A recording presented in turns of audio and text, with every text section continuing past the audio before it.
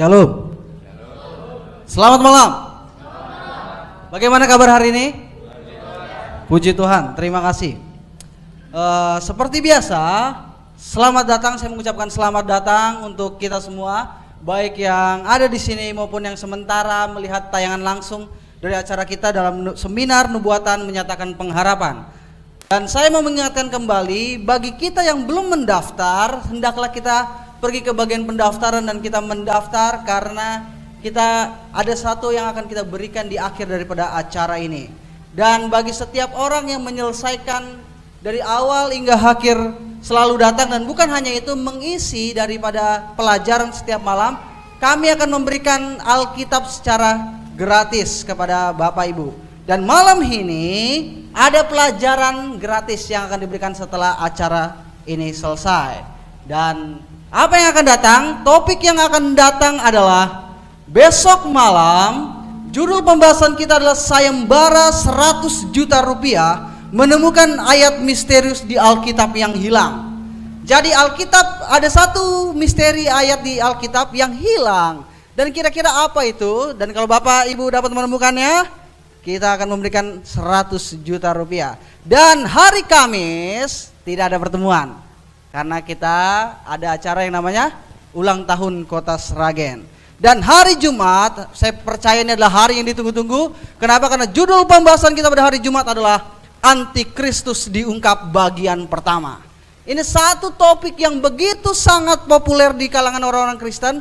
Siapa sebenarnya Antikristus? Dan ini tidak bisa dijelaskan dalam satu bagian saja, jadi kita ada dua bagian dalam topik ini. Oleh sebab itu, hadirlah selalu dari malam ke malam, karena topik-topik ini akan sangat semakin menarik. Dan seperti biasa, kita akan menyanyikan lagu tema kita, dan saya mengundang Bapak Ibu untuk berdiri.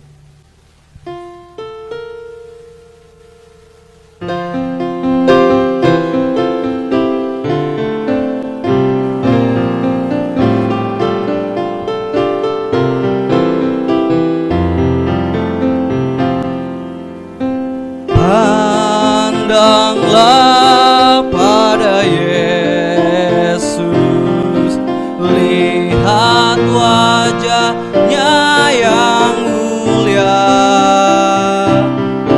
dan lenyaplah kesenangan dunia dalam terang kemuliaannya. Sekali lagi.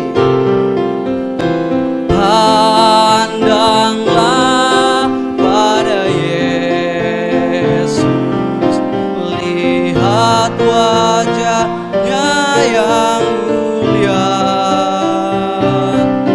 dan lenyaplah kesenangan dunia dalam terang kemuliaannya.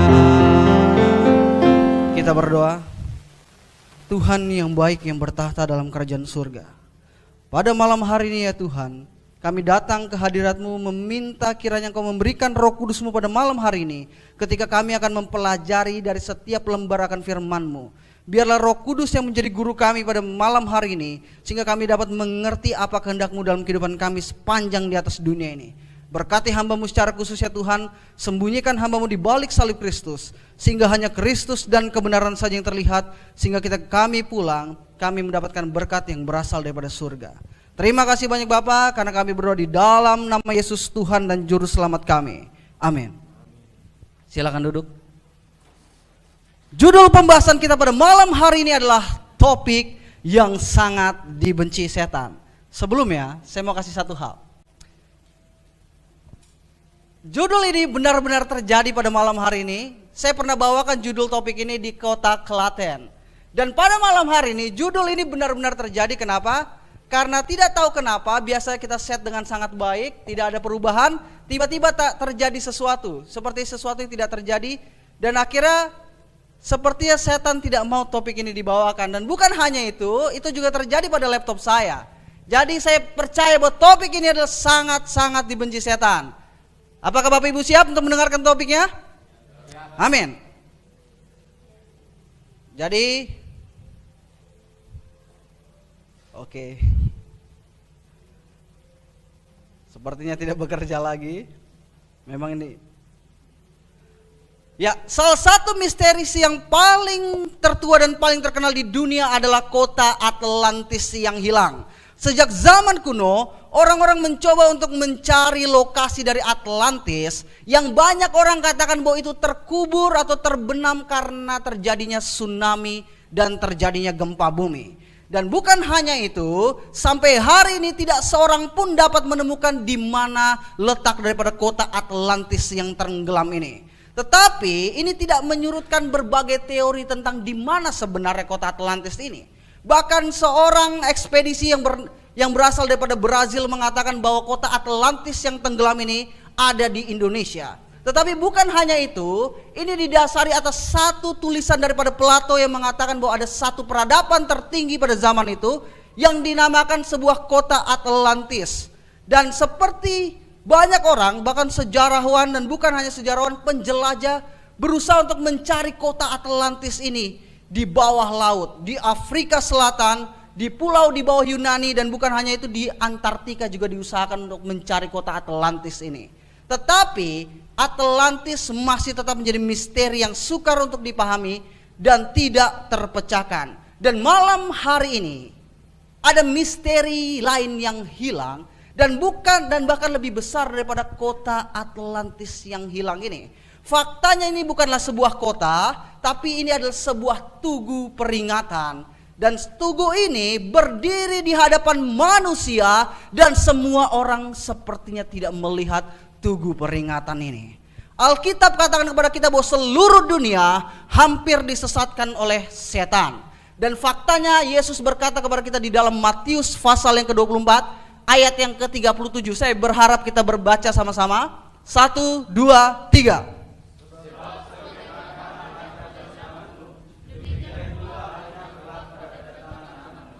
Oke, terima kasih. Perhatikan baik-baik apa yang Yesus sementara katakan. Sebab sebagaimana halnya pada zaman Nuh, demikian halnya kelak apa katanya? Pada kedatangan anak manusia. Saya mau perhatikan baik-baik ayat ini. Kenapa? Karena sangat penting sekali. Yesus mengatakan bahwa apa yang terjadi pada zaman Nuh akan terulang kembali atau enggak? Akan terulang kembali atau enggak? Akan terulang kembali sebelum kedatangan siapa? Kedatangan anak manusia. Siapa anak manusia? Yesus. Kita mau perhatikan, ini bukan kata pendeta, ini bukan kata saya, ini bukan kata orang, tapi ini kata siapa? Kata Yesus. Yesus katakan bahwa apa yang terjadi pada zaman Nuh ini akan terulang kembali pada kedatangan anak manusia. Para ahli Alkitab memperkirakan bahwa orang-orang pada zaman Nuh sekitar 2-3 miliar orang yang hidup pada era di zaman sebelum air bah. Tapi pertanyaannya adalah, dari 2-3 miliar orang yang hidup sebelum air bah, berapa yang tidak tertipu oleh setan? Berapa? Hanya 8 orang. Nah, kalau begitu pertanyaannya, ini jumlah yang banyak atau sedikit? Dari 2-3 miliar, kalau kita perhatikan, dari 2-3 miliar, hanya 8 orang yang tidak tertipu oleh setan. Dan Yesus katakan bahwa apa yang terjadi pada zaman Nuh, apa yang terjadi lagi? Pada kedatangan anak manusia. Kalau setan berhasil menipu seluruh dunia, apakah dia akan menipu seluruh dunia saat ini? Ya. Dan Alkitab hanya katakan bahwa hanya 8 orang yang tidak tertipu oleh siapa? Oleh setan. Ini satu peringatan yang luar biasa yang diucapkan oleh juru selamat kita. Nah, kalau begitu pertanyaannya pada malam hari ini adalah, bagaimana supaya kita tidak tertipu? Bagaimana supaya kita tidak tertipu? Apa yang dapat menjaga kita supaya kita tidak tertipu? Apa yang menjaga kita supaya kita tidak tertipu? Adalah Alkitab. Hanya Alkitab yang dapat menjaga kita supaya kita tidak ditipu oleh setan. Dan faktanya di dalam Daniel pasal yang ke-12 ayat yang keempat, Alkitab katakan kepada kita, pada akhir zaman pengetahuan akan bertambah. Hal ini terutama berbicara tentang pengetahuan akan kebenaran firman Tuhan. Nah, jadi jikalau kebenaran pada malam hari ini adalah sesuatu yang baru bagi Bapak Ibu, ini adalah penggenapan dari apa? Nubuatan dalam Daniel pasal yang ke-12 ayat yang keempat. Maka kalau ini adalah sesuatu yang baru bagi Bapak Ibu, Ini adalah penggenapan daripada nubuatan Daniel pasal 12 ayat yang keempat. Jadi kalau begitu pertanyaannya, apa topik yang sangat dibenci setan? Kira-kira apa topik yang sangat dibenci setan? Malam ini kita akan mempelajari satu topik yang sangat dibenci setan. Ini adalah topik yang setan tidak mau Anda menemukan. Perhatikan baik-baik, Ibu bisa catat. Saya akan lihat di akhir daripada ceramah ini. Dikatakan bahwa topik yang sangat dibenci setan adalah, yaitu setan tidak mau Anda menemukan. Perhatikan, setan tidak mau Anda menemukan topik ini. Tapi kalau Anda menemukannya, setan akan buat Anda untuk apa? Tidak mematuhinya. Perhatikan baik-baik apa yang saya katakan. Setan tidak mau Anda mengetahui topik ini. Kalau Anda berhasil mengetahui topik ini, setan akan berusaha membuat Anda untuk tidak mematuhinya. Apakah Anda percaya? Apakah Anda percaya? Kita akan lihat di akhir daripada ceramah ini. Iblis tidak keberatan Anda untuk menemukan topik ini. Iblis tidak keberatan Anda mempelajari topik ini. Tapi selama Bapak Ibu tidak menurutinya, dia akan senang. Kalau begitu pertanyaannya pada malam hari ini adalah, apakah topik yang sangat dibenci setan ini? Lebih daripada seminggu kita telah belajar bersama-sama. Saya menganggap Bapak Ibu ini seperti sahabat satu sama lain dengan saya. Jadi pada malam hari ini saya berbagi kepada Bapak Ibu sebagai seorang teman dan sebagai seorang sahabat. Jikalau pada malam hari ini saya bagikan sesuatu dan sesuatu itu tidak mengenakan bagi Bapak Ibu, anggaplah saya membagikannya sebagai seorang sahabat dan sebagai seorang teman. Nah, saya mau bertanya sebelumnya, apa perbedaan antara pisau dokter dengan pisau tukang daging? Apa bedanya? Apa perbedaan antara pisau dokter dengan pisau tukang daging? Pisau dokter berfungsi untuk apa? Untuk menyembuhkan. Pisau tukang daging berfungsi untuk membunuh, ya kan? Kebenaran pada malam hari ini adalah seperti pisau dokter. Pertanyaan saya, apakah ketika dokter membedah seseorang dia terasa sakit? Ya. Kalau dia tidak disuntik apa? Tidak disuntik bius, dia akan terasa sakit. Tapi percayalah, Alkitab katakan kepada kita, dan kamu akan mengetahui kebenaran, dan kebenaran itu akan apa? Memerdekakan kamu. Yohanes pasal yang ke-8 ayat 32 katakan, kamu akan mengetahui kebenaran, dan kebenaran itu akan memerdekakan kamu. Tapi masalahnya terkadang kebenaran itu menyakitkan. Tetapi Tuhan mengirimkan kebenaran bukan untuk menyakitkan manusia, tapi untuk apa? Untuk apa? Memerdekakan kita. Tapi kebenaran ini akan memerdekakan kita jikalau kita menuruti kebenaran ini. Jadi malam hari ini saya akan bertanya, apakah Anda bersedia untuk mendengarkan atau untuk mengetahui kebenaran pada malam hari ini? Apakah Bapak Ibu siap untuk mendengarkannya? Saya kurang mendengar. Apakah Bapak Ibu siap untuk mendengarkannya? Siap. Oke, terima kasih. Puji Tuhan. Kalau begitu, mari kita akan mempelajarinya. Kita buka di dalam Wahyu pasal yang ke-14 ayat yang ke-6. Wahyu pasal yang ke-14 ayat yang ke-6, firman Tuhan katakan, dan aku melihat seorang malaikat lain terbang di tengah-tengah langit, dan padanya ada apa? Ada Injil yang kekal untuk diapakan? Untuk diberitakan. Alkitab katakan kepada kita bahwa ada malaikat yang sementara terbang, dan dia membawa Injil yang kekal, dan untuk diapakan? Untuk diberitakan. Dan selanjutnya dikatakan, dan kepada mereka yang diam di atas bumi, dan kepada apa? Kepada semua bangsa, suku dan bahasa dan kaum. Pertanyaan saya, kalau begitu pekabaran ini untuk seluruh dunia atau satu suku saja? Seluruh dunia. Pekabaran ini dikhususkan untuk seluruh dunia. Dan apa isi pekabaran itu? Mari kita lanjutkan di ayat ke-7. Dan ia berseru dengan suara nyaring, takutlah akan Allah dan muliakanlah Dia, karena telah tiba saat penghakimannya. Kita sudah mempelajari dan saya sendiri yang membawakan. Kapan penghakiman Tuhan terjadi? Kapan penghakiman Tuhan dimulai? Tahun 1844. Dan selanjutnya dikatakan apa? Dan sembahlah Dia yang telah menjadikan langit dan bumi dan laut dan semua mata air. Jadi pesan yang disampaikan dalam Wahyu pasal 14 adalah pesan tentang penghakiman. Dan kita sudah pelajari dan pesan tentang menyembah sang pencipta. Tapi kalau begitu pertanyaan pada malam hari ini adalah siapa sang pencipta itu? Siapa kira-kira sang pencipta itu? Kita buka di dalam Yohanes pasal yang pertama 1 sampai 3. Yohanes pasal yang pertama ayat 1 sampai yang ketiga, saudara bisa mencatatnya. Kita baca sama-sama. 1, 2, 3.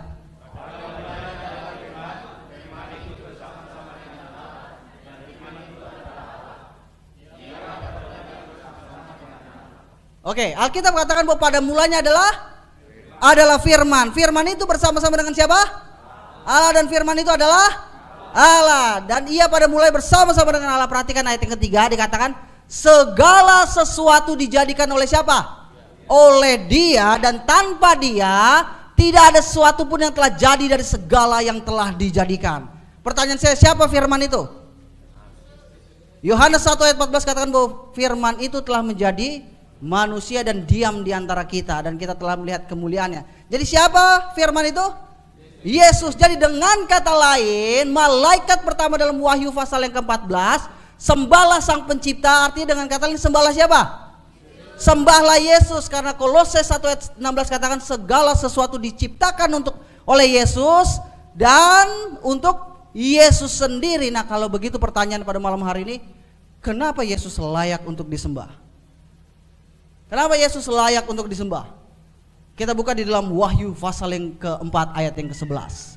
Firman Tuhan katakan dalam Wahyu pasal yang keempat ayat 11, ya Tuhan dan Allah kami, Engkau layak menerima pujian dan hormat dan kuasa, sebab Engkau telah menciptakan segala sesuatu, dan oleh karena kehendak-Mu semua itu ada dan diciptakan. Jadi kenapa Yesus layak menerima puji-pujian, hormat dan segala sesuatu? Karena Dia telah menciptakan. Jadi kalau begitu pertanyaannya pada malam hari ini, apakah tanda dari kekuasaan atau otoritas Yesus sebagai pencipta? Apa tandanya kalau Dia benar-benar pencipta? Apa tanda dari kekuasaan mencipta Yesus? Sebuah tanda yang mengingatkan kita bahwa kita bukan berasal dari kera seperti para saintis katakan, tapi kita berasal daripada Tuhan yang telah menciptakan kita. Kalau begitu apa tandanya? Apa tandanya? Agar kita tahu kita kembali lagi ke peristiwa penciptaan. Apakah kita akan menemukan suatu tanda yang mengingatkan bahwa Yesus adalah pencipta?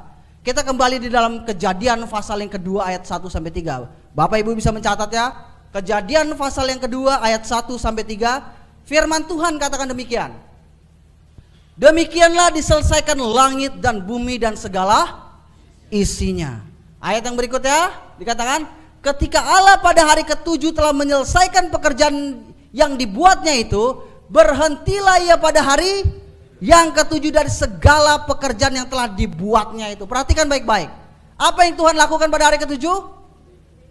Dia berhenti pada hari yang ke-7. Perhatikan ayat berikutnya dikatakan, lalu Allah memberkati hari ke-7 itu dan menguduskannya, karena pada hari itulah Ia berhenti dari segala pekerjaan penciptaan yang telah dibuatnya itu. Jadi apa yang Tuhan lakukan pada hari yang ke-7?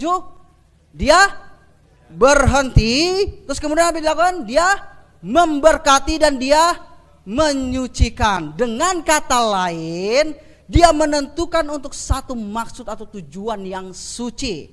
Kita tahu bahwa Alkitab katakan bahwa Dia menyucikan hari yang keberapa? Hari yang ke-7. Pertanyaan saya, siapa oknum di atas dunia ini yang bisa menyucikan? Siapa oknum di atas dunia ini yang bisa menyucikan? Hanya Tuhan. Jadi ketika Tuhan menyucikan segala sesuatu, pasti suci atau enggak? Ketika manusia katakan itu tidak suci, suci atau tetap? Tetap suci atau tidak? Tetap suci. Kenapa? Karena Tuhan yang menyucikannya. Tapi kalau begitu pertanyaannya, ini pertanyaan saintis, mengapa dalam satu minggu memiliki 7 hari? Saya mau bertanya, mengapa satu minggu memiliki 7 hari? Kenapa 1 tahun 365 hari? Kenapa? Kenapa ada 1 tahun? Ayo. Karena bumi mengelilingi matahari. Itu disebut 1 tahun? Benar? Ya. Ketika bumi mengelilingi matahari disebut 1 tahun. Nah, kenapa 1 bulan? Ketika bulan mengelilingi bumi. Dan kenapa satu hari? Kenapa satu hari 24 jam? Karena bumi berputar pada porosnya. Tapi pertanyaannya, mengapa satu minggu memiliki 7 hari? Kenapa? Kenapa satu minggu 7 hari? Anda bisa jawab? Kenapa satu minggu 7 hari? Fakta yang menarik adalah satu minggu memiliki 7 hari karena Tuhan telah menciptakan dunia selama berapa hari? 6 hari dan dia beristirahat pada hari yang keberapa? Hari yang ke-7. Jadi seluruh dunia, kalau kita perhatikan seluruh dunia, setiap agama, setiap apapun percaya bahwa ada siklus mingguan 7 hari. Benar atau enggak? Siklus mingguan kita 7 hari. Kenapa? Karena Alkitab katakan kepada kita bahwa Tuhan menciptakan dunia ini dalam berapa hari? Dalam 6 hari dan dia beristirahat pada hari yang keberapa? Pada hari yang ke-7. Jadi dengan kata lain, hari Sabat adalah sebuah peringatan akan penciptaan. Ini mengingatkan kita bahwa kita bukan berasal daripada kera, tapi berasal daripada siapa? Daripada Tuhan. Seandainya setiap orang menjaga kesucian daripada hari Sabat, maka tidak akan ada orang ateis, tidak akan ada orang evolusionis sekalipun yang mengatakan bahwa kita berasal daripada kera, karena kita selalu mengingat bahwa Tuhan yang menciptakan siapa? Menciptakan kita. Dan kita nggak perlu lagi berspekulasi bahwa kita bukan diciptakan dari Tuhan, tapi kita dari kera dan kemudian tumbuh dan kemudian selanjutnya terjadi. Nah, kalau begitu pertanyaannya, apakah setan menginginkan kita mengingat penciptaan dan pencipta kita? Apakah setan menginginkan bahwa kita mengingat penciptaan dan mengingat pencipta kita? Apakah setan menginginkan? Tidak. Jadi karena Tuhan tahu bahwa setan tidak mau agar manusia mengingat ini, maka Tuhan mencoba memimpin kita untuk dapat mengingat penciptaan ini. Oleh sebab itu bahkan Tuhan menulisnya di dalam apa? Di dalam loh batu ini. Sampai Tuhan harus menulisnya, kita bisa baca di dalam Keluaran pasal yang ke-20 ayat 8 sampai 11. Di sini Tuhan menulis satu peringatan, tugu peringatan yang mengingatkan kita bahwa kita berasal daripada Tuhan, bukan berasal daripada kera. Pertanyaan saya, siapa yang nulis 10 hukum ini? Tuhan. Di mana ditulisnya? Di batu. Dengan apa dia tulis? Saya mau dengar. Dengan apa dia tulis? Jarinya siapa? Jari Tuhan. Perhatikan. Kenapa Tuhan? Coba kita bayangkan. Kenapa Tuhan tidak menyuruh Musa yang tulis? Kenapa Tuhan tidak menyuruh Musa yang tulis? Kenapa? Karena saking pentingnya hukum ini, kita sudah pelajari kemarin malam ya. Karena saking pentingnya hukum ini, Tuhan tidak menyuruh Musa sekalipun untuk menulis hukum ini. Bahkan dia sendiri yang menulisnya. Jadi perhatikan baik-baik, Tuhan katakan ini adalah 10 perintah, bukan 10 anjuran. Dan Tuhan menulis di tengah-tengah hukum ini di dalam Keluaran pasal yang ke-20 ayat 8 sampai 11. Kita baca sama-sama. 1, 2, 3. Oke, perhatikan dia mengulangi lagi kembali dalam Kejadian pasal 2. 6 hari lamanya engkau akan bekerja dan melakukan segala pekerjaanmu, tapi hari ke-7 adalah hari apa? Hari Sabat Tuhan Allahmu, maka jangan melakukan sesuatu pekerjaan, engkau atau anakmu laki-laki atau anakmu perempuan, atau hambamu laki-laki atau hambamu perempuan, atau hewanmu atau orang asing di tempat kediamanmu. Perhatikan, kenapa kita nggak boleh lakukan itu? Perhatikan ayat selanjutnya dikatakan, sebab 6 hari lamanya Tuhan menjadikan langit dan bumi, laut dan segala isinya, dan ia berhenti pada hari yang ke-7. Itulah sebabnya Tuhan memberkati hari Sabat dan menguduskannya. Itulah sebabnya Tuhan memberkati hari Sabat dan menguduskannya. Jadi inilah satu-satunya perintah di dalam 10 perintah ini yang diawali dengan kata apa? Ingatlah. Pernahkah saudara bertanya, kenapa Tuhan kata ingat? Apa hukum pertama? Jangan ada padamu Allah lain. Hukum kedua? Jangan membuat bagimu patung. Hukum ketiga? Jangan menyebut nama Tuhan Allahmu dengan ayat yang keempat. Ingatlah. Ketika Alkitab katakan jangan, dan dia bilang ingat. Kenapa sampai sang pencipta harus katakan ingatlah?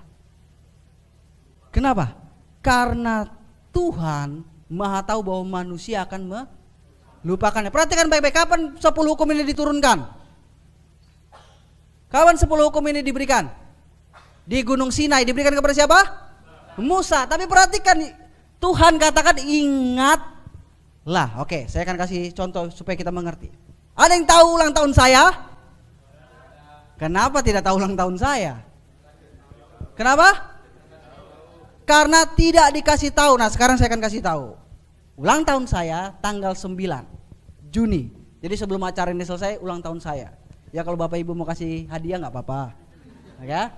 Tapi perhatikan, saya sudah kasih tahu ulang tahun saya ya. Oke, jadi kapan ulang tahun saya?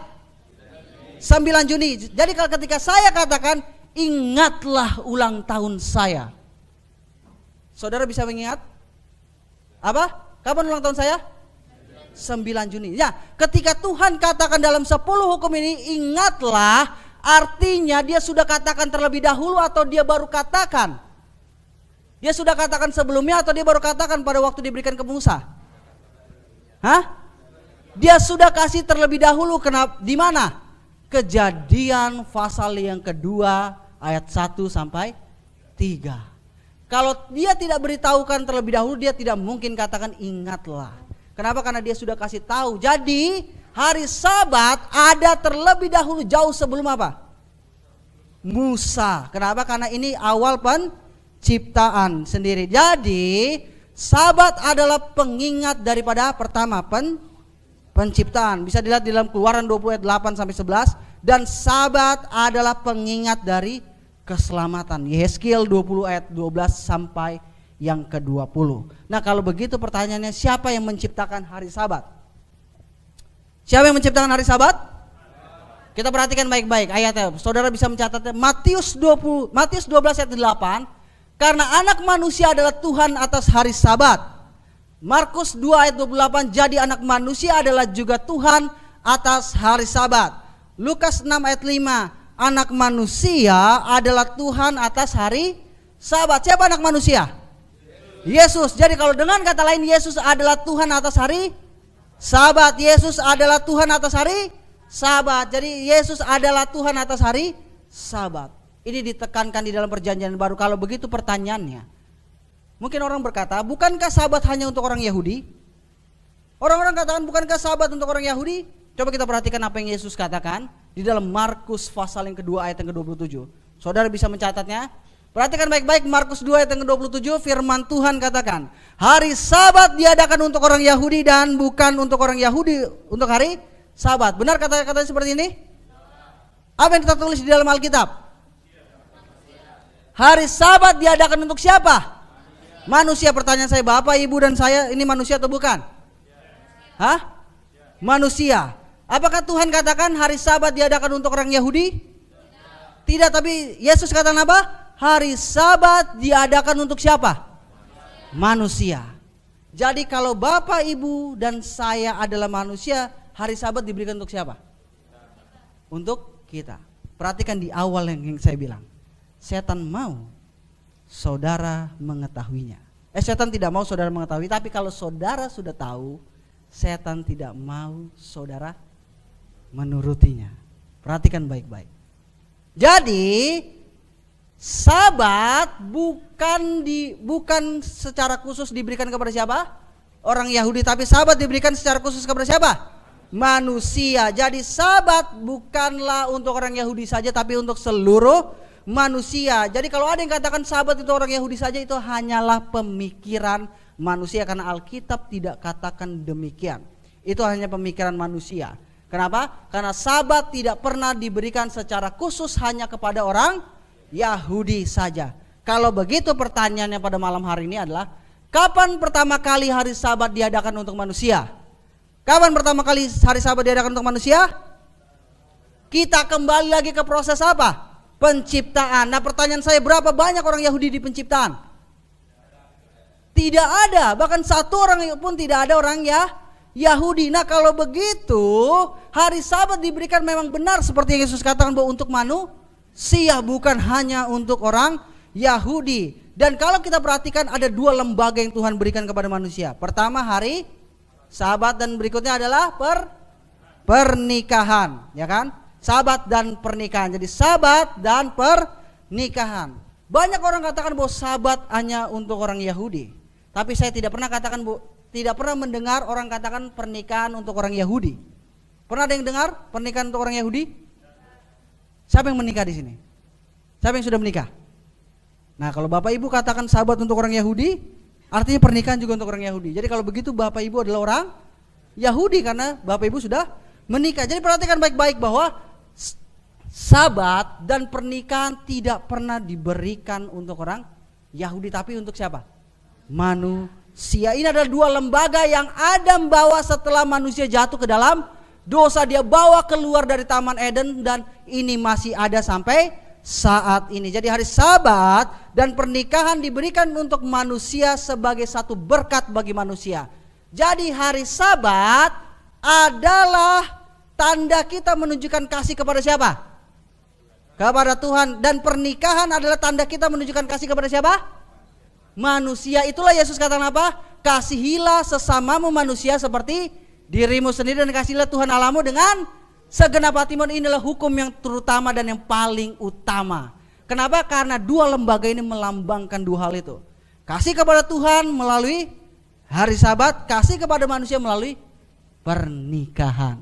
Inilah dua lembaga yang Tuhan berikan. Nah, dan Sabat mingguan tidak dapat menjadi bagian dalam hukum upacara.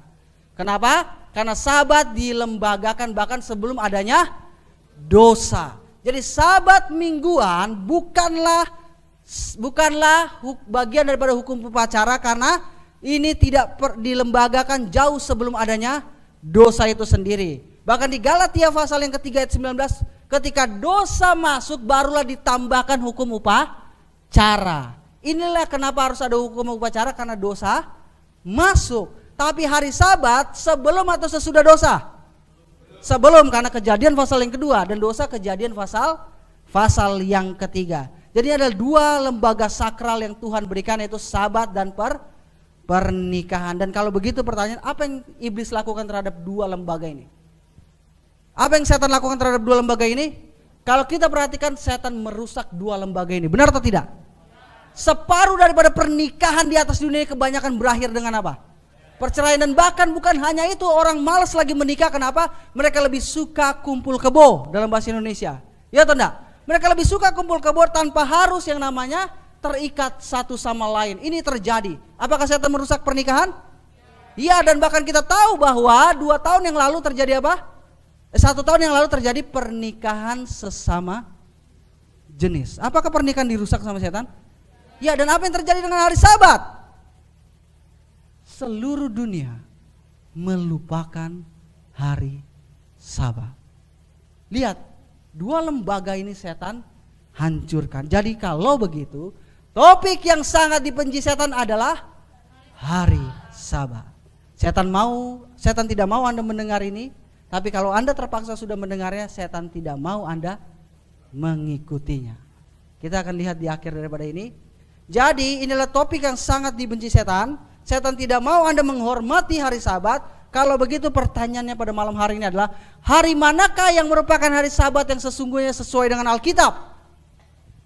Beberapa orang katakan hari Sabat adalah hari ini, hari Sabat adalah hari ini. Tapi pertanyaannya, apakah begitu penting hari Sabat ini?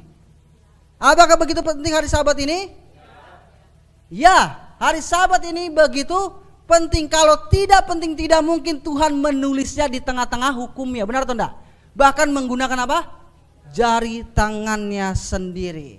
Ya kan? Bahkan Petrus katakan di dalam 1 Petrus 2 ayat yang ke-21, sebab untuk itulah kamu dipanggil, karena Kristus pun telah menderita untuk kamu dan telah apa? Meninggalkan teladan bagi kamu supaya kamu mengikuti jejaknya. Dan bahkan di dalam 1 Yohanes 2 ayat yang ke-6, Bapak Ibu bisa mencatatnya. 1 Yohanes 2 ayat yang ke-6 mengatakan bahwa barang siapa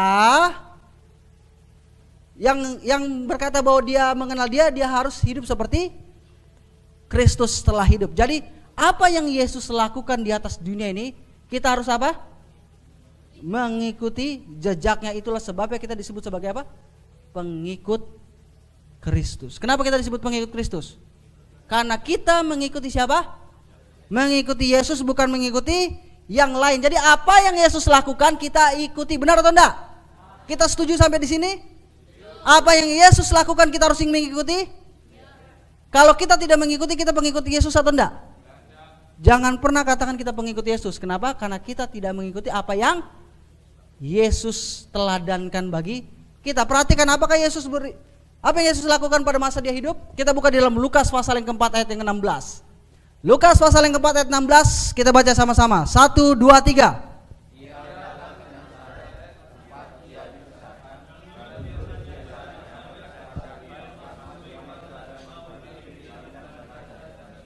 Perhatikan baik-baik apa yang Yesus lakukan sebagai teladan kita, apa yang dia lakukan pada hari Sabat. Ia datang ke Nazaret tempat ia dibesarkan dan menurut kebiasaan siapa? Kebiasaan Yesus pada hari apa? Pada hari Sabat dia ngapain? Dia masuk ke rumah ibadat. Perhatikan Yesus menurut kebiasaannya dia beribadah pada hari apa? Hari Sabat. Pertanyaan saya, apakah Yesus mengikuti tradisi manusia? Tidak.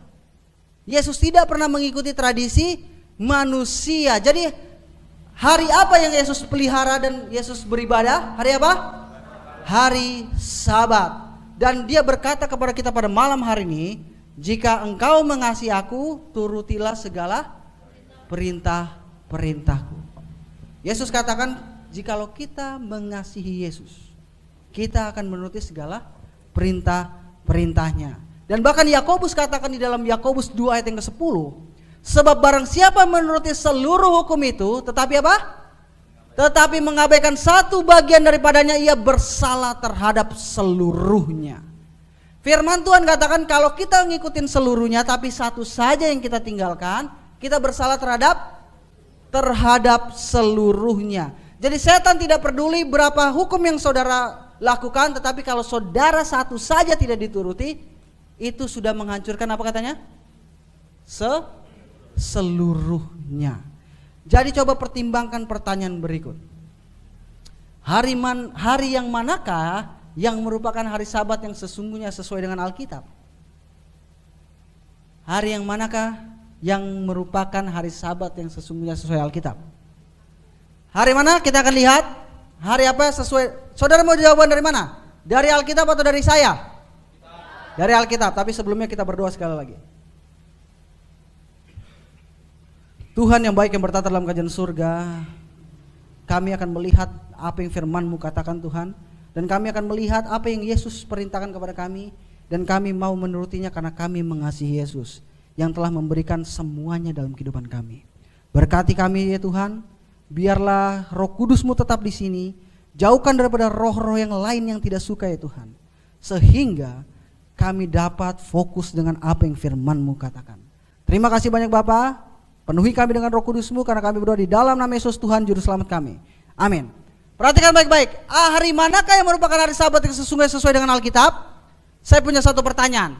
Pada hari apa Yesus mati? Pada hari apa Yesus mati? Pada hari apa? Pada hari Jumat, ya. Yesus mati pada hari Jumat. Oleh sebab itu ada yang merayakan apa? Jumat Agung. Jadi kita percaya bahwa sejarah juga mengatakan bahwa Yesus mati pada hari Jumat. Tapi kita perhatikan apa yang Alkitab katakan. Kita buka di dalam Lukas pasal yang ke-23 ayat 50 sampai yang ke-56. Saudara bisa mencatatnya, nanti pulang ke rumah saudara bisa membacanya kembali. Kita buka dalam Lukas pasal yang ke-23 ayat 50 sampai 56. Kita setuju belum? Yesus mati pada hari Jumat. Kita setuju? Kita setuju ya, Yesus mati hari Jumat. Karena memang demikian. Perhatikan baik-baik, Lukas pasal yang ke-23 ayat yang 54. Pada hari itu, yaitu hari di mana Yesus mati, adalah hari apa? Saudara perhatikan baik-baik, disebut sebagai hari apa? Hari persiapan, dan Sabat hampir mulai ya. Perhatikan, pada waktu Yesus mati, tadi kita percaya Yesus mati hari apa? Hari Jumat, dan disebut sebagai hari apa? Hari persiapan, dan Sabat hampir mulai. Coba saudara buka di dalam kamus saudara di halaman 317. Halaman 317 di Perjanjian Baru, Di bagian akhir, siapa yang bawa dari kitab LAI? Yang diterjemahkan oleh LAI, halaman 317 di paling atasnya. Hari persiapan disebut sebagai hari apa itu? Saya minta satu orang baca. Hari persiapan disebut sebagai hari apa? Halaman 317.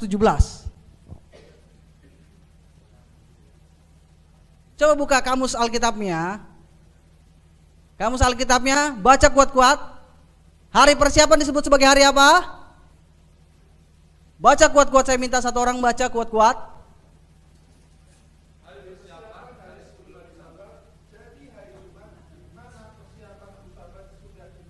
Oke, perhatian baik-baik, apa yang kamus Alkitab LAI kita katakan apa? Hari persiapan hari apa? Hari apa? Hari Jumat. Saya benar atau bohong? Hari Jumat. Perhatikan, hari itu Yesus mati hari apa? Yesus mati hari Jumat. Perhatikan, hari itu atau hari di mana Yesus mati disebut sebagai hari apa?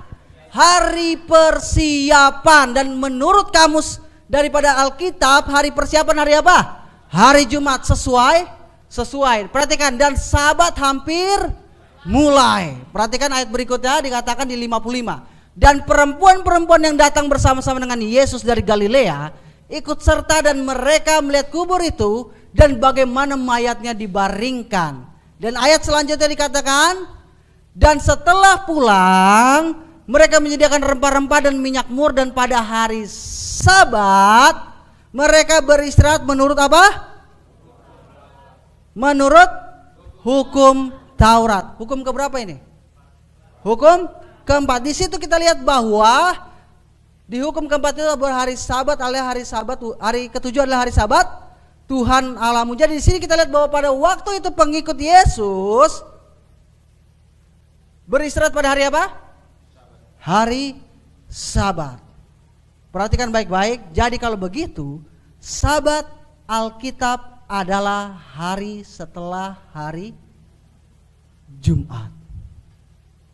Sabat Alkitab adalah hari setelah hari Jumat, karena kita percaya, dan kamus Alkitab juga katakan bahwa hari persiapan adalah hari Jumat, dan Yesus mati pada hari Jumat. Dan berdasarkan cerita itu bahwa pada setelah hari persiapan Sabat tiba. Dan kalau begitu berdasarkan Alkitab, hari Sabat Alkitab adalah hari setelah hari Jumat. Kita lanjutkan kalau gitu. Pertanyaan saya, pada malam hari ini, siapa yang beristirahat pada hari Sabat di kubur?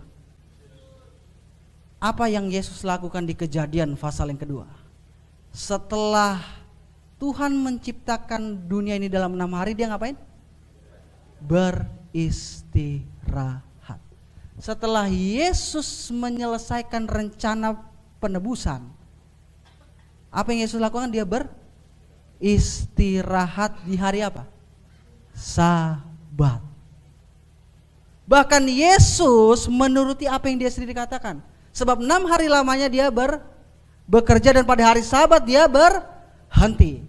Dan dia mati pada hari apa? Hari Jumat, dan dia beristirahat pada hari Sabat. Ya kan? Dan di dalam kubur ini Yesus ada beristirahat pada hari Sabat. Nah, kalau gitu pertanyaannya, pada hari apa Yesus bangkit? Hari Minggu. Kita percaya semua kita hari Minggu. Perhatikan Lukas pasal yang ke-24. Hari Minggu kita buka Lukas pasal yang ke-24 ayat 1 sampai 3. Lukas pasal yang ke-24 ayat 1 sampai 3. Kita baca sama-sama, 1 2 3.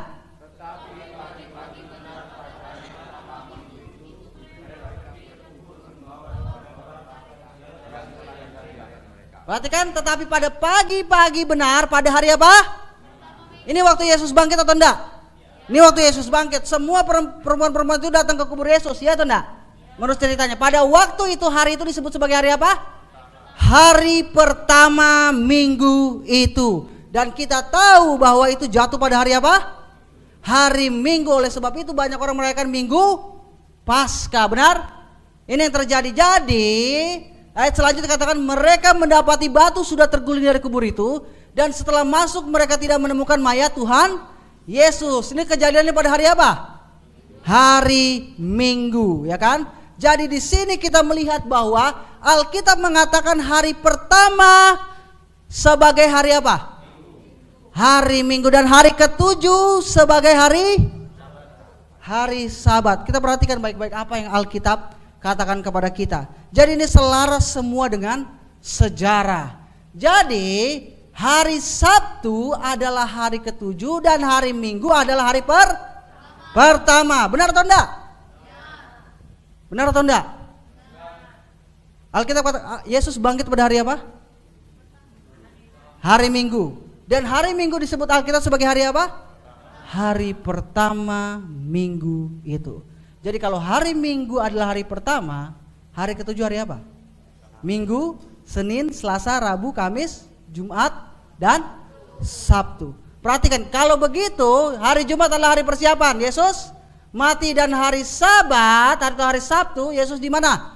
Di dalam kubur. Dan hari Minggu atau hari pertama dalam pekan Yesus bangkit. Jadi hari Sabat berdasarkan Alkitab adalah hari apa? Hari antara Jumat atau hari kematian Yesus dan dengan antara kebangkitan Yesus, yaitu hari apa? Hari Sabtu. Nah, taruhlah orang bilang, oh tidak, hari Minggu nih adalah hari ketujuh katanya. Oke, kalau hari Minggu adalah hari ketujuh, pasti hari Senin adalah hari pertama. Kalau begitu, Yesus bukan bangkit di hari Minggu, Yesus harus bangkit di mana? Hari Senin, benar atau enggak? Karena Alkitab katakan bahwa hari pertama minggu itu, kalau hari pertama minggu itu adalah hari Senin, Yesus harus bangkit hari Senin. Dan sejarah tidak mengatakan demikian. Sejarah katakan Yesus bangkit hari apa? Hari Minggu. Jadi kalau begitu hari pertama adalah hari Minggu, pastilah hari ketujuh adalah hari Sabtu. Jadi kalau begitu, ini adalah 5 cara mengetahui Sabat hari ketujuh yang benar. Pertama dari Alkitab kita sudah tahu berdasarkan Lukas pasal yang ke-23 dan Lukas pasal yang ke-24, hari Sabat adalah hari Sabtu. Dan berdasarkan kamus atau ensiklopedia, saya akan tunjukkan. Perhatikan baik-baik, ini saya ambil dari ensiklopedia. Dikatakan di sini, Sabat atau Syabat dalam bahasa Ibrani artinya adalah istirahat atau berhenti bekerja dalam bahasa Ibrani, atau Syabos dalam ucapan Askenazi. Adalah hari istirahat setiap Sabtu dalam Yudaisme, kata dia. Dan kemudian hari Sabat dirayakan dari saat sebelum matahari terbenam pada hari Jumat hingga tibanya malam pada hari Sabtu.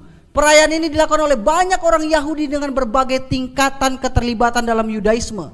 Dari kata Sabat ini diperoleh istilah, perhatikan, dari kata Sabat ini diperoleh istilah Sabat dalam bahasa Inggris, Sab dalam bahasa Arab yang artinya ketujuh, dan Sabtu dalam bahasa Indonesia. Ini berdasarkan kamus hari Sabat. Nah, jadi kita bisa tahu berdasarkan kamus atau ensiklopedia, hari Sabat hari apa? Hari Sabtu. Kita sudah tahu. Nah, kalau begitu berdasarkan kalender, saya temukan kalender itu di situ. Ini bukan punya saya. Saya menemukan kalender ini. Kalau saudara nggak percaya, ini bukan buatan saya. Ini adalah buatan Indonesia Motor, Jalan Raya Sukowati nomor 281 Sragen. Di sini kalau kita perhatikan, hari pertama hari apa? Hari Minggu. Hari ketujuh hari apa? Ini yang sebenarnya. Ini kalender yang sebenarnya. Banyak kalender memulai semua dari hari Senin, tapi ini kalender sebenarnya. Kenapa? Mereka bilang ini Ahad. Ahad itu satu. Wahid dalam bahasa Arabnya, wahid. Terus kemudian karena bahasa kita diadopsi dari bahasa Arab. Terus kemudian dua dalam bahasa Arab adalah Isnin. Dan kita sebut sebagai apa? Senin. Dan Selasa atau ketiga dalam bahasa Arab ada Salasa. Kita sebut apa? Selasa. Dan selanjutnya Arba'ah, dan selanjutnya sampai yang selanjutnya. Berdasarkan kalender kita bisa lihat bahwa hari Sabat adalah hari apa? Sabtu. Dan berdasarkan orang Yahudi, saudara bisa bertanya, saya kasih tahu ini. Orang Yahudi kasih nama hari itu bukan nama hari kayak kita Senin, Selasa. Dia berdasarkan perhitungan hari. Hari pertama, hari kedua. Perhatikan baik-baik, mungkin gak kelihatan, maaf. Di sini katakan Yom Rison. Yom Rishon itu adalah hari pertama, dan di sini dikatakan bahwa itu adalah hari Minggu. Yom Seni. Familiar nggak dengan kita? Hari apa? Senin. Yom Seni, yaitu disebut hari kedua dan hari Senin. Yom Sisi, hari Selasa, dan Yom Revi, hari Rabu, dan Yom Kamisi. Hari apa? Yom Kamisi, bahasa Ibraninya. Hari Kamis, dan Yom Sisi, itu hari Jumat, dan Yom Sabat, artinya hari Sabtu.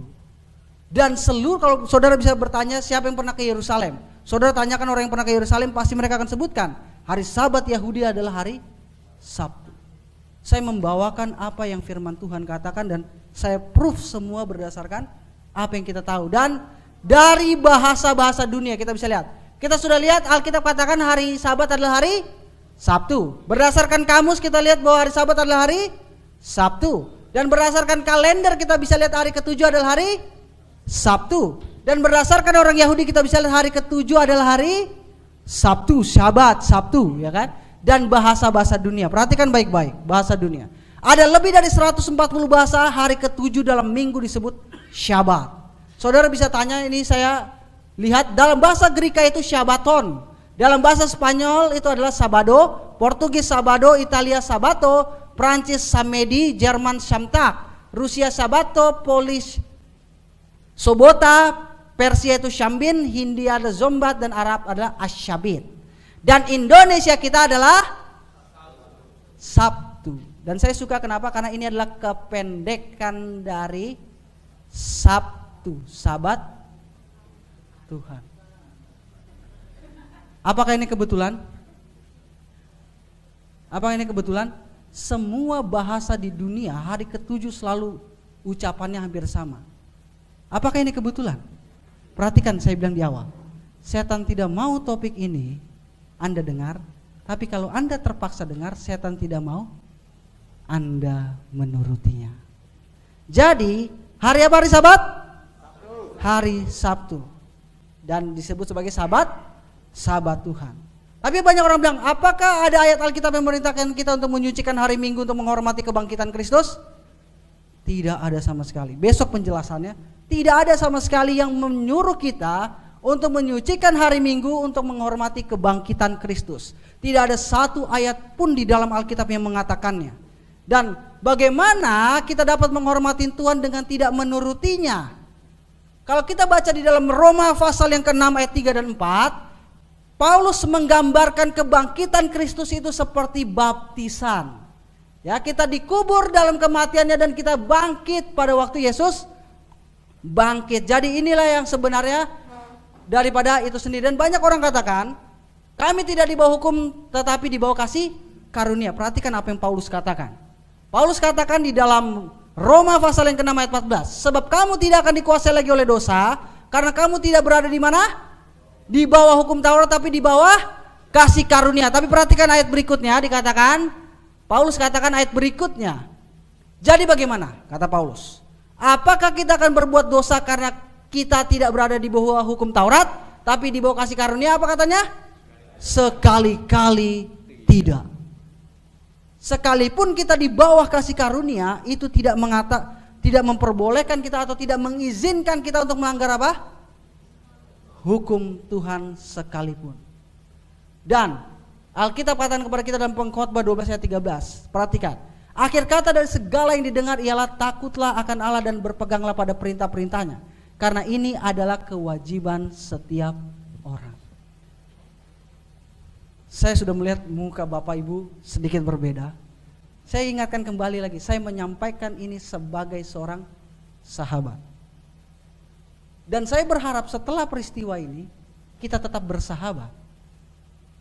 Karena saya hanya menyampaikan apa yang Alkitab katakan. Saya tidak menyembunyikan segala sesuatu dari Alkitab. Karena komitmen kami adalah menyampaikan apa yang Alkitab katakan. Dan selanjutnya, sebab bersunat atau tidak bersunat tidak penting, kata Paulus dalam 1 Korintus 7 ayat 19. Saudara bisa mencatatnya. Yang penting ialah apa? Menaati hukum-hukum Allah. Jadi ini yang terjadi.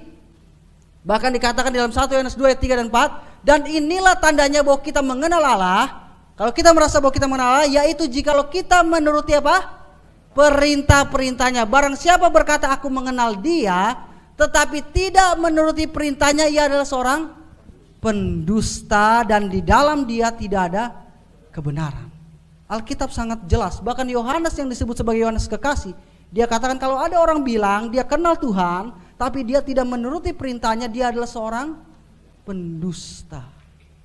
Dan bahkan dikatakan bahwa kami memelihara hari Tuhan. Banyak orang katakan kami memelihara hari Tuhan. Tapi kita kembali lagi apa yang Alkitab katakan. Matius 12 ayat 8 apa yang katakannya? Karena anak manusia adalah Tuhan atas hari Sabat. Jadi hari Tuhan adalah hari apa? Hari Sabat. Bahkan dikatakan di dalam Yesaya 58 ayat 13. Apabila engkau tidak menginjak-injak hukum Sabat dan tidak melakukan urusanmu pada hari kudusku. Berdasarkan Alkitab sekali lagi kita lihat, hari kudus Tuhan adalah hari Sabat, bukan hari yang lain. Dan malam hari ini saya mau bertanya, bagaimana kita bisa, Tuhan meminta kita pada malam hari ini untuk berhenti menginjak hukumnya. Saya akan kasih contoh. Kalau malam hari ini saya taruh bendera Indonesia di sini, dan kemudian saya injak bendera Indonesia, apa yang saudara pikirkan tentang saya? Saya tidak menghargai siapa? Negara Indonesia. Kalau kita mengaku sebagai pengikut Yesus tapi sementara kita terus melanggar atau menginjak-injak hukum ini, kita sementara tidak menghormati siapa? Yesus sendiri. Benar? Ini yang terjadi. Jadi kalau seandainya setiap minggu kita selalu menginjak-injak dia, hukumnya karena kita tidak melakukan apa yang Yesus perintahkan untuk pergi beribadah pada hari Sabat atau hari Sabtu, apa yang Yesus katakan tentang kita? Yesus katakan sekali lagi di dalam Markus pasal yang kedua ayat 27. Hari Sabat diadakan untuk siapa? Untuk saudara dan saya. Untuk saudara dan saya. Bukan manusia untuk hari Sabat. Sabat diberikan kepada kita sebagai satu berkat di atas dunia ini. Kenapa? Karena Tuhan rindu bersama-sama dengan kita. Pertanyaan saya akan kasih ilustrasi sebelum pertanyaan. Saya punya istri. Apa yang jadinya jikalau saya kasih bunga sama istri saya, terus kemudian istri saya ambil bunga itu, dan kemudian dia taruh bunga itu di bawah, dan kemudian dia injak bunga itu. Apa yang saudara pikirkan tentang istri saya? Apakah dia mengasihi saya? Tidak. Cara kita memperlakukan sebuah pemberian mencerminkan cara kita memperlakukan si pemberi daripada pemberian itu sendiri. Cara kita memperlakukan hari Sabat mencerminkan cara kita memperlakukan pemberi dari hari Sabat itu sendiri. Kalau kita masih menginjak-injak hari Sabat, artinya kita menginjak siapa? Yesus. Kita tidak lain adalah menginjak Yesus. Kalau begitu, kita tidak berbeda dengan orang yang menyalibkan Yesus. Mungkin kita bersedih, mungkin kita berkata, Tuhan, seandainya saya hidup pada zaman Yesus, mungkin saya adalah orang yang pertama yang akan katakan, jangan salibkan dia. Tapi kenyataannya, kita sementara menginjak-injak hukumnya. Ini yang terjadi. Dan bahkan ada yang katakan Sabat tidak dianjurkan untuk disucikan dalam perjanjian baru. Tapi kita perhatikan, tidak sama sekali. Ini bahkan dianjurkan. Kita bisa lihat dalam Matius pasal yang ke-24 ayat yang ke-20.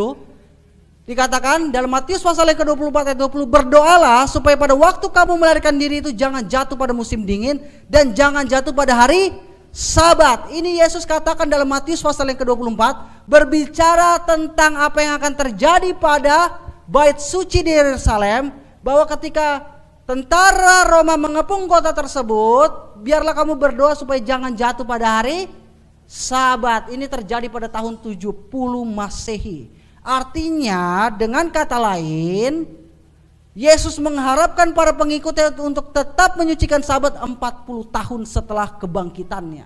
Dan kalau kita perhatikan, hanya ada satu perintah yang secara spesifik atau secara khusus Yesus minta kepada para pengikutnya untuk disucikan, yaitu hari Sabat. Bagaimana dengan yang lain? Bagaimana dengan para rasul? Kita perhatikan ayat Kisah 13 ayat 14. Saudara bisa mencatatnya.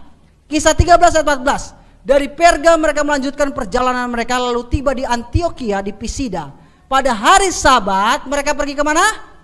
rumah ibadat lalu duduk di situ. Ini siapa? Pengikut Yesus. Perhatikan baik-baik. Dikatakan di ayat yang ke-42. Ketika Paulus dan Barnabas keluar, mereka diminta untuk berbicara tentang pokok itu pula pada hari Sabat berikutnya. Perhatikan, mereka berhari Sabat. Lanjut lagi. Ayat 44. Pada hari Sabat berikutnya, datanglah hampir seluruh kota itu berkumpul untuk mendengarkan firman Allah. Luar biasa sekali. Seluruh kota beribadah hari Sabat. Jadi saudara, umat-umat Kristen di perjanjian baru memelihara hari apa? Hari Sabat yang kudus. Dan bahkan Paulus di sini dalam Kisah 17 ayat 2, seperti biasa. Siapa? Paulus masuk ke rumah ibadat itu 3 hari Sabat berturut-turut, yang membicarakan dengan mereka bagian-bagian dari kitab suci. Jadi sekali lagi kita lihat bahwa Paulus sendiri kebiasaannya beribadah pada hari Sabat. Dan di dalam perjanjian baru sekitar ada 84 Sabat dibicarakan, dan hanya ada 1 hari Minggu yang dibicarakan. Dan ini kita akan bahas besok. Ini lagi bicara apa hari Minggu ini? Dan kita akan bahas besok. Hanya ada 1 hari Minggu, tapi sementara ada 84 Sabat dalam perjanjian baru. Dan kalau kita perhatikan ini perjalanan kisah para rasul. Kalau kita perhatikan di Antioquia mereka beribadah pada hari Sabat. Kisah 13 ayat 42 sampai 44. Terus kemudian di Filipi mereka beribadah pada hari Sabat. Kisah 16 ayat yang 13. Dan kemudian di Tesalonika mereka beribadah hari Sabat. Kisah 17 ayat 2 sampai 4. Dan kemudian di Korintus mereka beribadah hari Sabat. Kisah 18 ayat yang keempat. Dan inilah semuanya. Jadi dari zaman Adam sampai zaman Musa dan seluruh umat-umat Tuhan di Alkitab mereka beribadah pada hari Sabat. Bahkan dari zaman Yesus sampai hari ini kita harus beribadah hari Sabat, dan Yesus sendiri juga memelihara hari Sabat. Lukas 4 ayat 16, seperti kebiasaannya pada hari Sabat. Jadi apakah kita ragu untuk memelihara hari Sabat? Seluruh orang-orang di Alkitab memelihara hari apa? Sabat. Dan faktanya ini bukan hanya di bumi. Yesaya 66 ayat 22 dan 23, saudara bisa mencatatnya. Yesaya 66 ayat 22 23 katakan, sebab sama seperti langit yang baru. Ini kapan langit yang baru? Kita sudah pelajarinya. Ketika api neraka membakar orang-orang jahat di atas dunia ini, kemudian apa?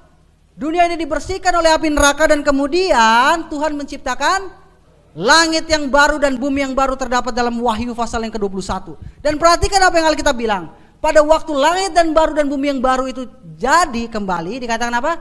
Yang kujadikan itu tinggal tetap di hadapanku. Demikian firman Tuhan, demikianlah keturunanmu dan namamu akan tinggal tetap. Ayat 23. Bulan berganti bulan dan Sabat berganti Sabat, maka seluruh umat manusia datang untuk apa? Sujud menyembah di hadapanku, firman Tuhan. Bahkan di dunia yang baru nanti ketika semua sudah dibersihkan oleh Tuhan, kita beribadah hari apa? Sabat. Apakah kita masih ragu apa yang Alkitab katakan? Perhatikan. Apa yang terjadi pada zaman Nuh, demikian terjadi pada zaman sebelum anak manusia datang. Dari 2 sampai 3 miliar orang yang hidup, berapa yang tidak ditipu? 8.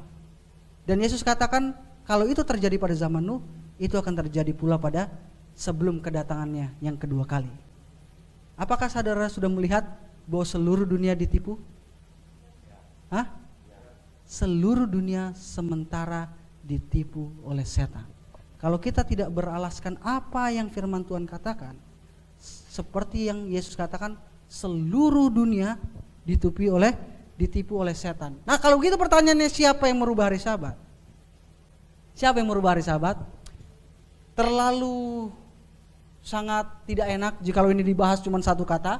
Kita ada pelajarannya siapa yang merubah hari Sabat berdasarkan apa yang Alkitab katakan. Oleh sebab itu saya berharap Bapak Ibu selalu datang setiap hari agar kita melihat siapa sebenarnya di balik perubahan daripada hari Sabat itu sendiri. Tapi perhatikan apa yang Yesus katakan, jikalau kamu mengasihi aku, kamu akan menuruti segala perintah-perintahku.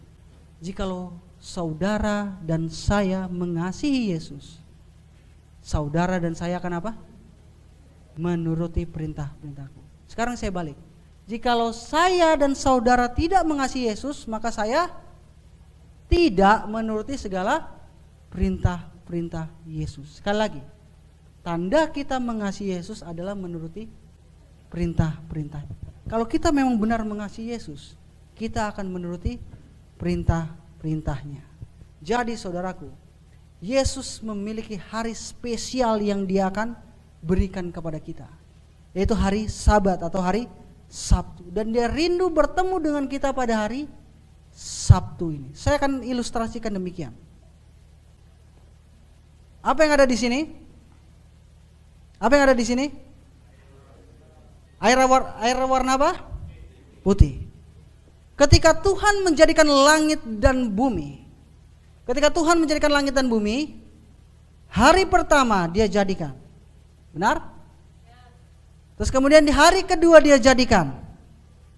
Alkitab katakan Dia jadikan, dan kemudian hari ketiga Dia jadikan, hari keempat Dia jadikan, hari kelima Dia jadikan, hari keenam Dia jadikan. Semuanya sama, benar atau enggak? Jadilah petang, jadilah pagi, itulah hari pertama. Jadilah petang, jadilah pagi, itulah hari kedua. Jadilah petang, jadilah pagi, itulah hari keenam. Semua sama. Lalu ketika Alkitab katakan pada hari yang ketujuh, apa yang terjadi pada Tuhan? Dia berhenti. Saya akan kasih ilustrasi. Dia ngapain? Apa yang terjadi pada Tuhan? Dia beristirahat. Perhatikan, Dia beristirahat. Saudara lihat perbedaannya?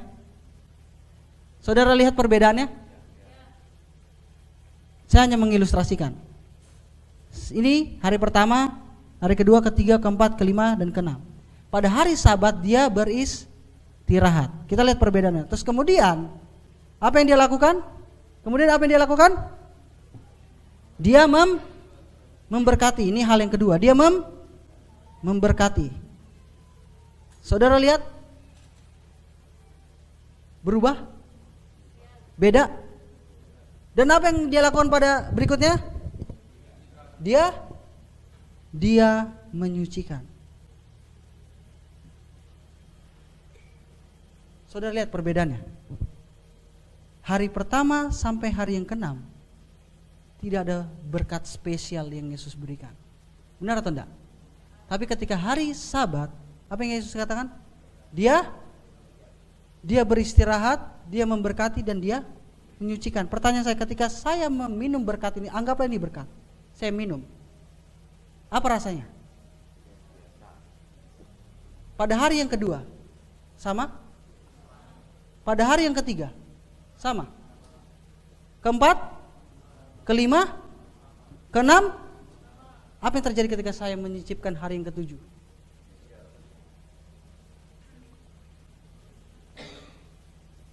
Beda rasanya? Kita lihat, Yesus hanya katakan Dia jadikan hari pertama, kedua, ketiga, keempat, kelima, dan keenam. Tapi pada hari Sabat Dia berikan 3 hal spesial untuk kita. Dan Dia rindu agar kita merasakan berkat ini yang tidak ada di hari lain. Dan setan tidak mau agar kita merasakan berkat yang berasal dari surga. Tidak ada berkat spesial di hari pertama. Tidak ada berkat spesial di hari kedua. Tidak ada berkat spesial di hari ketiga, dan bahkan tidak ada berkat spesial di hari keenam. Berkat khusus terjadi pada hari ketujuh. Dan setan tidak mau kita mengetahuinya.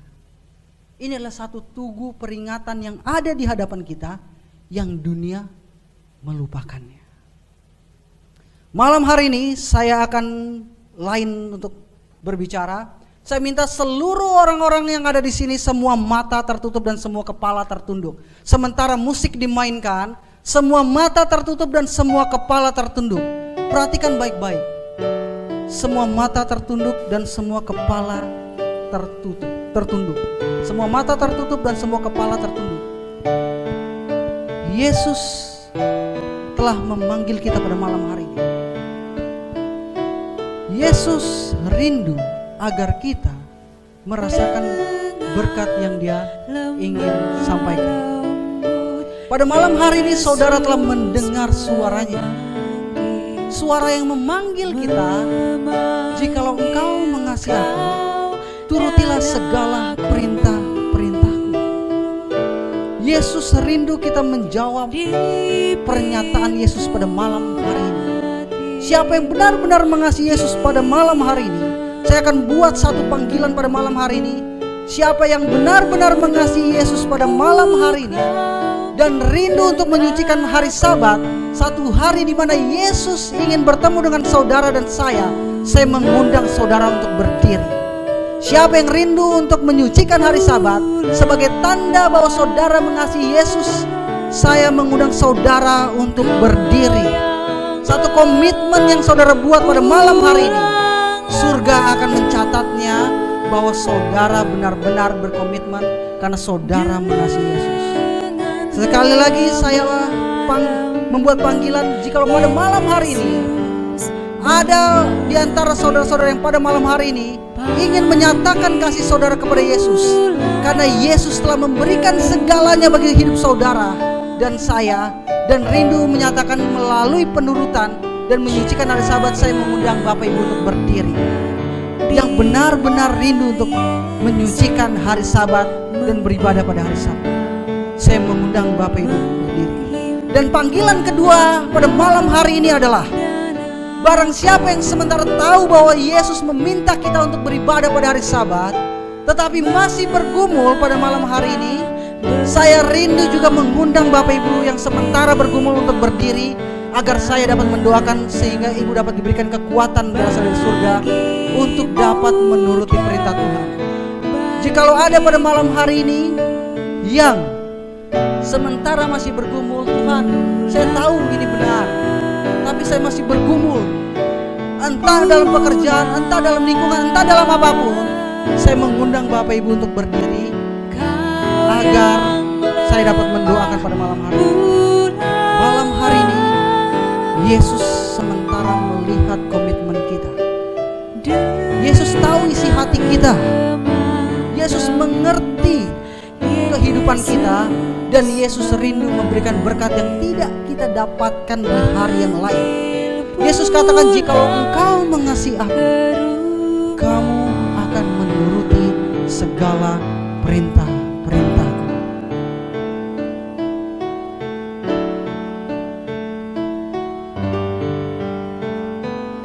Saudara telah berkomitmen pada malam hari ini, dan Tuhan telah melihat dan malaikat telah mencatat komitmen dari saudara bahwa saudara rindu untuk beribadah hari Sabat atau hari Sabtu, yang mana Yesus telah menunjukkan kepada kita bahwa dia juga beribadah hari Sabat. Yesus rindu bertemu dengan kita hari Sabat. Yesus rindu mengasihi kita, dan Yesus rindu memberikan berkat yang tidak didapatkan di hari-hari yang lain.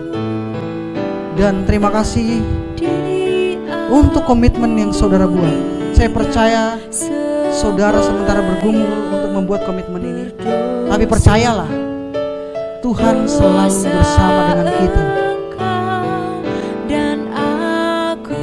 Sementara musik masih dimainkan, kiranya saudara berdoa dalam hati saudara, Tuhan, saya berkomitmen pada malam hari ini, kiranya Engkau menguatkan setiap komitmen saya, karena saya tahu bahwa ketika saya pulang dari tempat ini, setan tidak akan suka dengan komitmen yang saya buat. Dia akan melakukan segala sesuatu, tapi saya mau mempercayakan kehidupan saya kepada Engkau pada malam hari ini. Biarlah saudara berdoa demikian, karena Yesus akan mengirimkan malaikat untuk menolong kita pada malam hari ini. Yesus memanggil kita untuk pulang. Yesus rindu memberikan kelegaan kepada kita yang Dia janjikan. Kita bisa buka mata kita akan nyanyikan lagu tutup kita.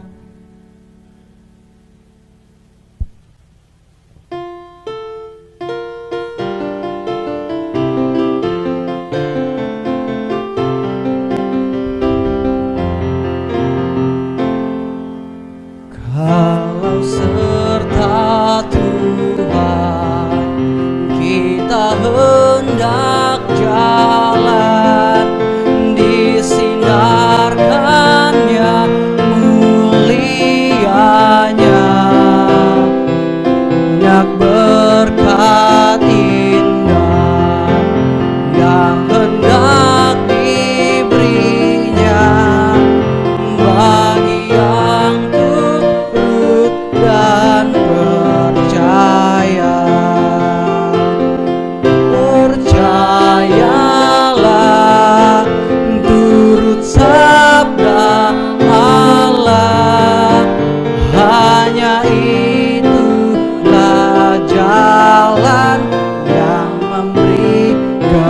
kesenangan jika dengan Tuhan kita selalu jalan. Dia akan pimpin selamanya